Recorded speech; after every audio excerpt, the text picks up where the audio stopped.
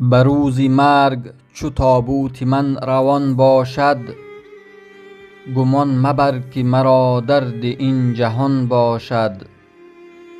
برای من مگری و مگو دریغ دریغ، به دوغ دیو بیفتی دریغ آن باشد. جنازه ام چو ببینی مگو فراق فراق، مرا وصال و ملاقات آن زمان باشد. مرا به گور سپاری مگو وداع وداع، که گور پرده جمعیتی جنان باشد. فرو شدن چو بدیدی برآمدن بنگر، غروب شمس و قمر را چرا زیان باشد. تو را غروب نماید ولی شروق بود، لحد چو حبس نماید خلاص جان باشد.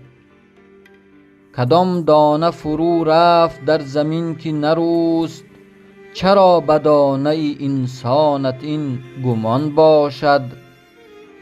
کدام دلو فرو رفت و پر برون نامد، ز چاه یوسف جان را چرا فغان باشد.